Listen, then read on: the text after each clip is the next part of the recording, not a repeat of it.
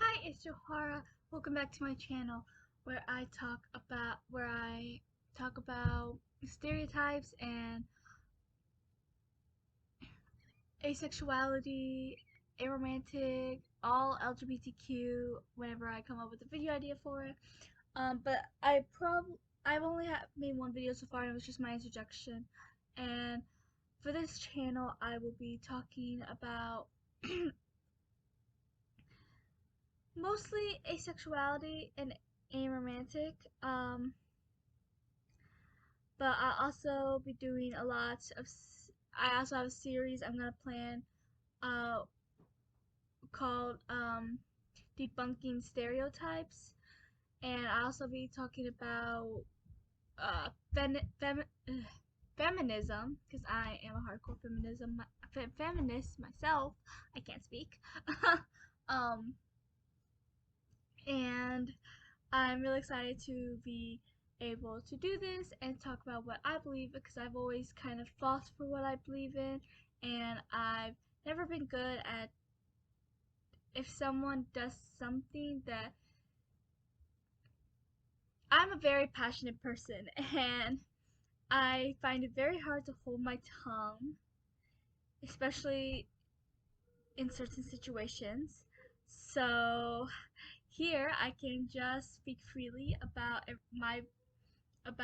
all of this and about some of the stuff I'm passionate about, which I'm excited for. But for this video, I'm going to be talking about asexuality and why it's the invisible sexuality. Like, we live in a, this is what my mom calls it, we live in a very sex obsessed world. And it can be hard for us asexuals because we, there, there's only like 1% of the population that's even asexual. So we can feel invisible, and a lot of times asexuality is the invisible one, uh, LGBT. And there was that debate a while ago. I haven't heard about anything for a while, so hopefully that's no longer an issue.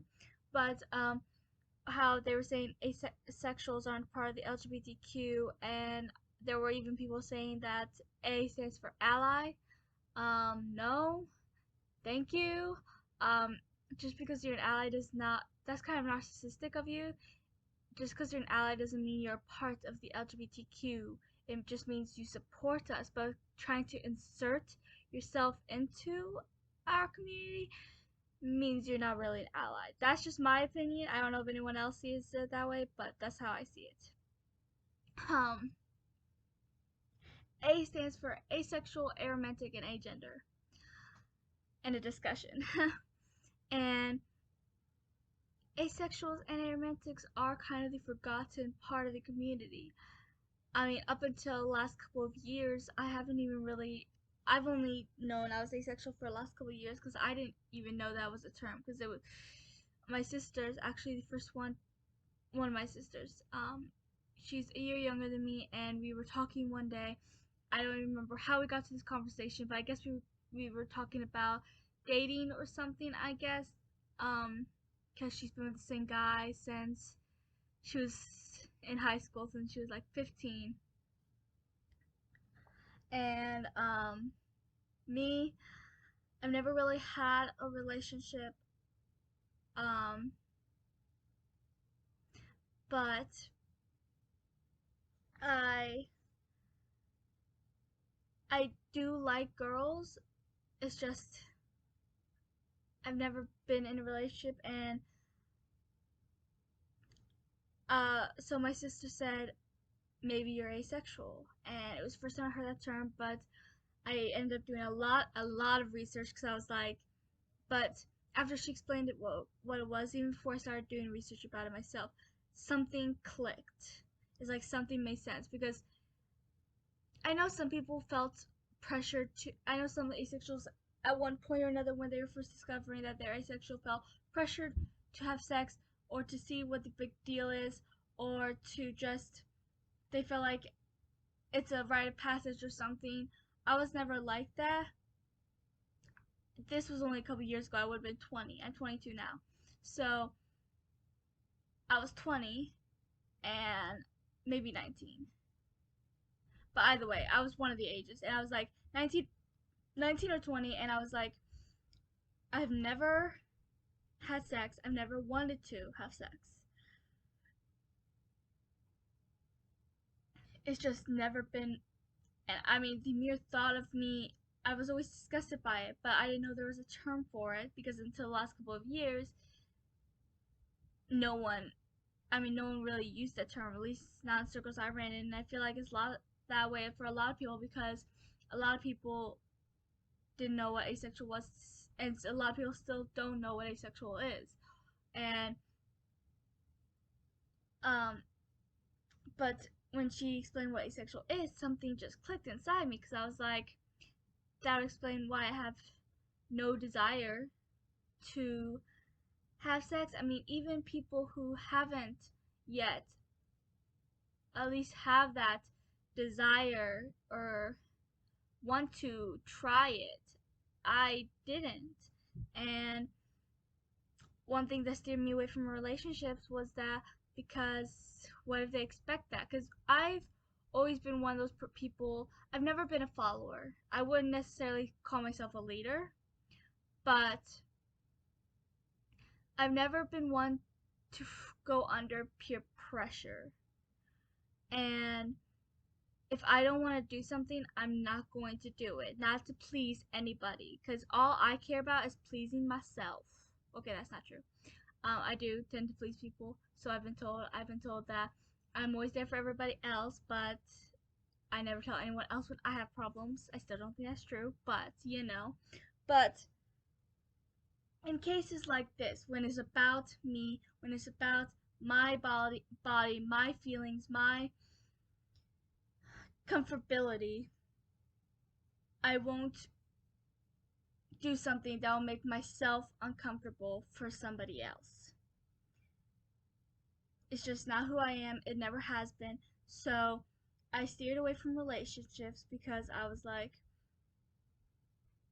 what if they want something from me that well, that's not the only reason that steered me from relationships. I also am I also uh I just feel like not only is the world very sex obsessed, but it's also very, it's like the thing that matters above everything else is romantic relationships and sex. And a lot of times people use the two and combine the two, say the two are just alike when they're not. You can have sex without romantic, you can have romantic without sex, but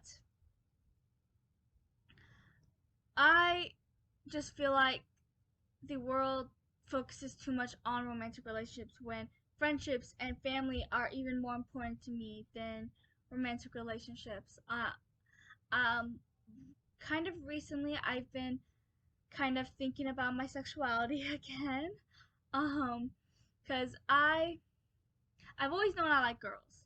Like whenever I talk about characters on TV, I mean sometimes there are guy characters that I absolutely love, but when I talk about them, I one thing I never mention is their appearance. I mean girls I don't like just because of their appearance obviously. I like the character because of who the character is, but I might make a little comment be like and she's, really beautiful, so there's that as well. Um and when I was apparently my mom has known I liked girls since I was 5. I still don't know how. Maybe I don't know.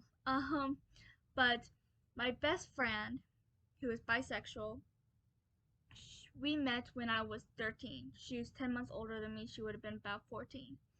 Um, I was 13 when we met. We talked a few times on the bus, because our trailer parks lived right next to each other, and we had shared a bus. So we talked sometimes there. It wasn't until I was 14, the summer before high school, when we actually when we actually became really close friends and actually started hanging out outside of just talking on the bus on the way to school and back. Um, but after we had been friends for a little while, I don't know, I, I think at least a couple years, so when I was 15 or 16, um, she told me that she has known, because by then, it was just a known fact that I was a lesbian. Um, she had told me that she had known I was a lesbian since we first met, and I was 13 when we first met. I still don't know how, but she did.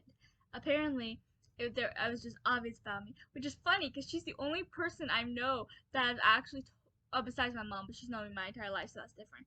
Um, but she's the first person I met when I was older, and um, just knew I was a lesbian because a lot of people think because I'm feminine that they just don't assume I'm a lesbian because I have long hair and I always really have. I cut my hair a couple times, but I hated it. I wanted to change it and I hated it immediately. And I was like, okay, never again will I ever cut my hair unless it's dead ends because I love my long hair and I will never do that again. But I like dresses sometimes, and sometimes I don't really wear skirts anymore. I used to in high school though. I wear fancy tops sometimes and shorts, and that's my main style. And I like dresses. Um, I'm not big on makeup, but every so often I'll put on a tiny bit of lipstick. That is it for makeup. I do like jewelry and mostly necklaces. I have a lot of necklaces. Um,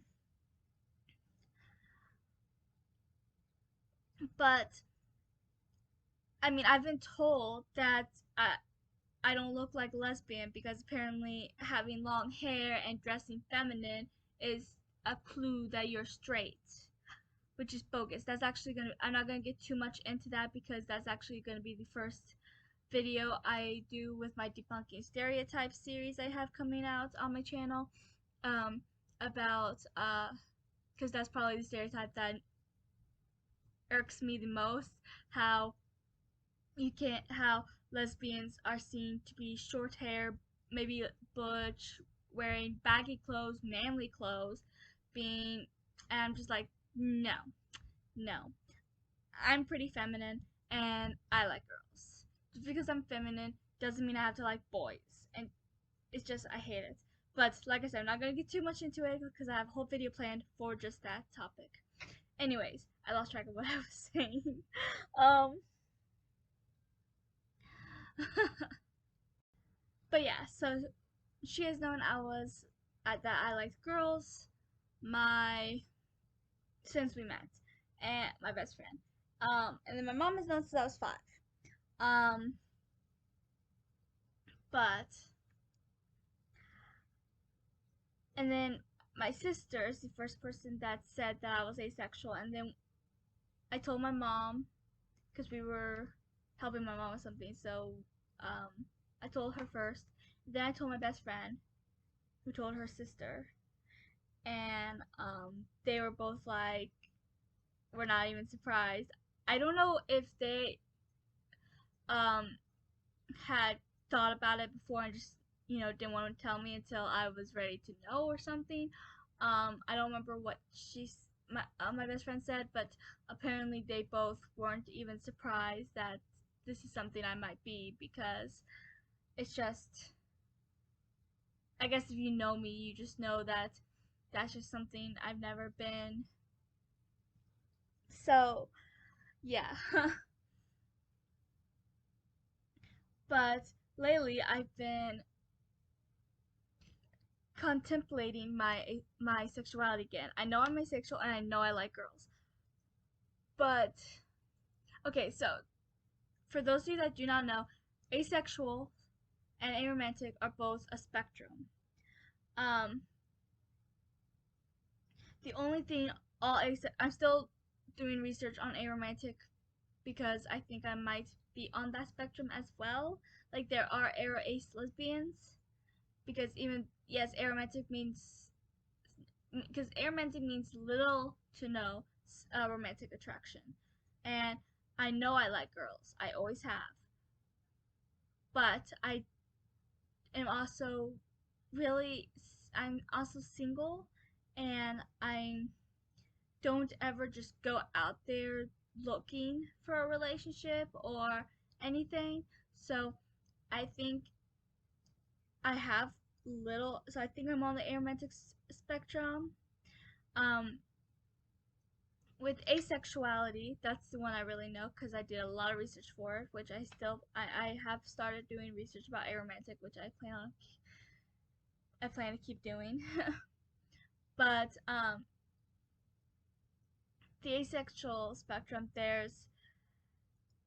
having there's I'm trying to remember what they're called. There's like having zero sexual attraction at all. Whether or not you like it is another question. You just don't have any sexual attraction. Then there's gray sexual, where you have a little sexual attraction, so it's there, it's just not that big. Um, and then there's demisexual, where you can have sexual attraction after a strong bond has been formed. So that's asexuality, and then aromantic is basically the same thing, just with romantic. There's having no romantic attraction at all. You're single forever and you're happy about it. Then well, I don't know if you'll be happy about it. Like, there's plenty of asexuals that have zero sexual attraction and they hate it because they're different or whatever. I love being different, so. Um, then there's gray romantic. I think that's what you call it, where you have little little um romantic attraction.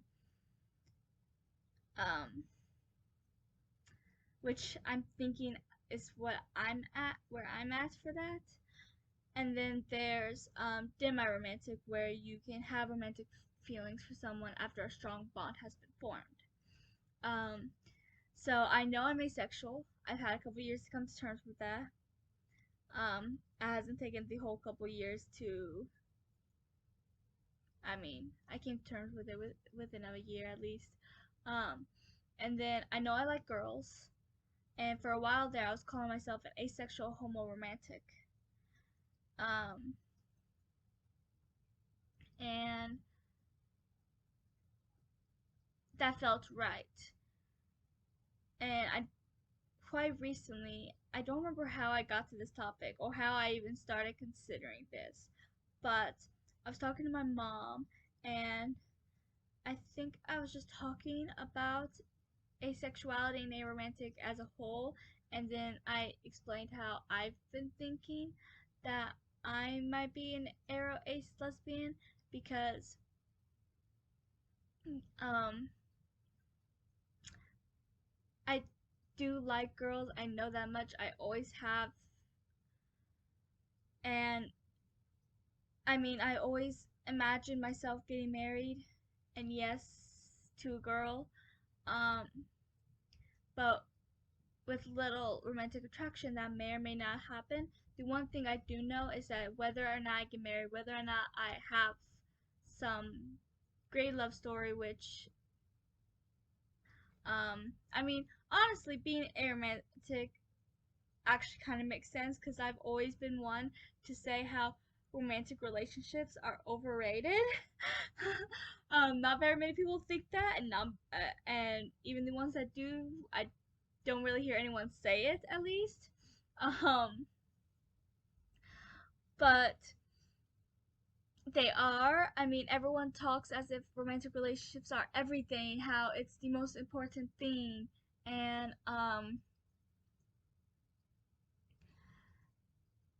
it's the most important kind of relationship you can ever get. How everyone should strive for that romantic relationship and get married, and whether it's a guy, girl, guy, whatever. And I'm just sitting there like, but friendships, that's superior. Family, that's superior. Um, I mean, don't get me wrong. When watching TV or reading a book, yeah, I'll find a ship that I really like, even several. You know, I'll be like, ooh, I ship them. I even have some non-canon ships. So yeah, I'm not one to not ship. But I sometimes I'm afraid. I feel like the romantic relationships over overrun the friendships and the family aspects because there are more important things. And sure, in a romance movie, sure, that's supposed to be the point, but there's plenty of movies or TV shows where it's not supposed to be all about the romance, but still the romance overshadows it. Like fantasy. Okay, fantasy is not supposed to be about romance. If it's fantasy romance, fine. It can be about the fantasy and the romance. There's several fantasy that's just labeled as just fantasy, and I mean fantasy is what I like. It's the only thing I really read and mostly and my favorite thing to watch. I wouldn't say it's mostly what I watch because I think I watch plenty of other stuff, but I do love fantasy above all else. And I feel like so I write books and I self-publish fantasy books. And sure, sometimes I have romantic uh pe- pe- sometimes I have people have romantic, I have couples and stuff is what I'm trying to say. And but I don't let it overshadow, and I always have at least one strong friendship, if not more, that I show that is supposed to be just as important. I also am trying to write at least one asexual character into every story for representation. My first series doesn't have one, but that's because I was coming to terms with my own asexuality in the middle of that series, and I didn't want to just randomly throw in a character, especially since most of the characters had already been established and explained, and that would just feel like a plot hole, and it wouldn't make much sense. But in my second published series, and then all the other books I plan on publishing, have at least one asexual character, if not more. Um, but in my first series, it's called my Jasmine Press series. Um, there's some other there's characters with other sexualities, so there's still that representation. But there are romantic relationships. There's the Jasmine is the main character and her love interest Jax. Then there's also Jenny and Ben who are a couple. And then even the villain has a relationship with, well, another villain, Lucas, Lilac and Lucas. So there's three couples. Um, but I also have, but I don't let the couples overshadow, and the couples don't even have scenes every chapter or even every other chapter sometimes. It's just, I sprinkle in the romance because that's how it should be in most media or books, especially fantasy or sci-fi and stuff like that. Because the point isn't unless it's fantasy romance, the point isn't supposed to be about the romance. Um, I mean, my best friend, the one I mentioned, she writes fantasy romance. Me, I just write fantasy. And the friendships, I have several different friendships in my Jasmine Press series. There's um, Jasmine and Jenny, Jasmine and Ben, and then Ben and Jax, or not Ben and Jax, Jenny and Jax. Those are the most important friendships. And I stress it. I even sometimes think I have more scenes with the friendships than I do with the romantic, especially later on. I mean, the first book, I feel like it could get. I feel like in the first book there was a little bit more romance. It still didn't overshadow. I will not let that happen in one of my books, but I feel like there was more romance in the first book than the others because I was trying to establish the romantic relationships. But later on, like in the third book, there was a lot of Jasmine and Ben's friendship and Jax and Jenny's friendship.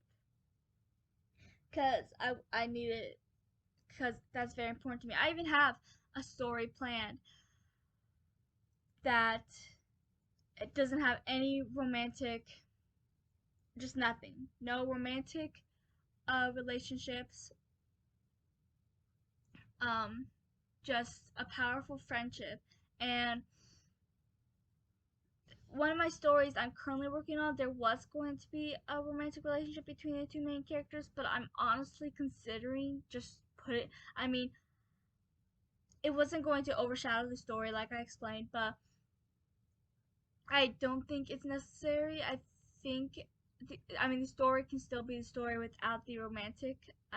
Because it's another opportunity for me to show that friendships can be just as powerful. Like, if I do that with this book as well, then both series will be about the strength and the love that these two platonic friends have for each other. And I feel like that's very important. Um, but yeah, I got a little sidetracked. But in this video, I just kind of wanted to explain about asexual and aromantic spectrums, um, and how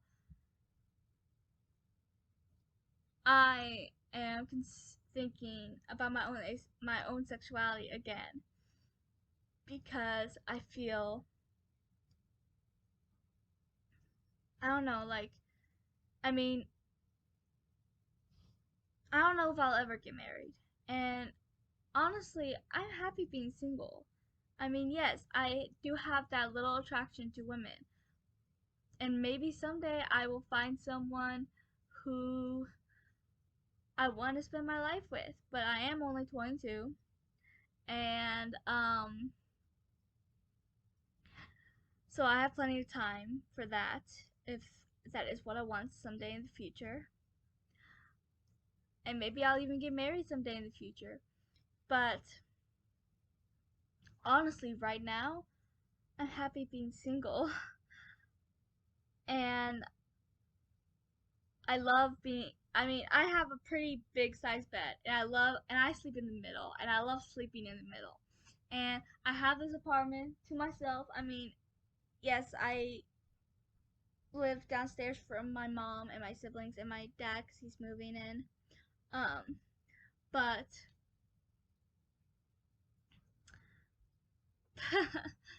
but this apartment down here is mine, and essentially I live alone. I can go visit them whenever I want, and they come visit me. But I can't speak. Essentially, I live alone, and I'm okay with that. You know, I mean, someday maybe I'll live with a friend. I'm okay with that. I lived with my best friend for a little while. She lived here in my apartment with me for a little while until she moved to her to live with her sister and her brother. So yeah, and I'm happy. um, because I feel like a lot of people think romantic relationships complete you. Like, a toxic trait you see a lot in media, and I don't think anyone ever has ever talked about the fact that this, at least I consider it a toxic trait. When someone says you're the my other half, or you complete me, I feel like that's very toxic, because you're saying without this person you're not whole, and that's a toxic way of thinking. You can love someone but not need them. Like, okay, I'm gonna use an example from media. Grey's Anatomy. Okay, near the end of season 10, before Derek died, Meredith and Derek had one of their biggest fights, and then Derek realized that what he wants is Meredith. He says, I don't think I can live without you. And she says, I can live without you, but I don't want to. I don't ever want to. And that's such an empowering thing, because it's true. It's okay to want somebody, but to think you need them, that you actually cannot live without them, like, I don't know. I just feel like that's very toxic. And there's just saying that someone's your other half. You're, you're essentially saying that without them you're only half of a person, that you're not whole without this other person. That's toxic way of thinking, and romance movies idolize this kind of behavior, and the world idolizes this kind of behavior, saying that it's okay, that this is what you should strive for, to feel incomplete without your other half. And even if that wasn't a toxic behavior, why does your other half have to be a romantic partner? Why can't it be your best friend or your sibling or your parent? The most important person in my life is my mom. And I wouldn't go as far as say she's my other half, but she is the most important person to me. And because it's toxic to think that you're not whole without this other person. In my Jasmine Press series, which I mentioned, there's this whole I have a fly. Okay.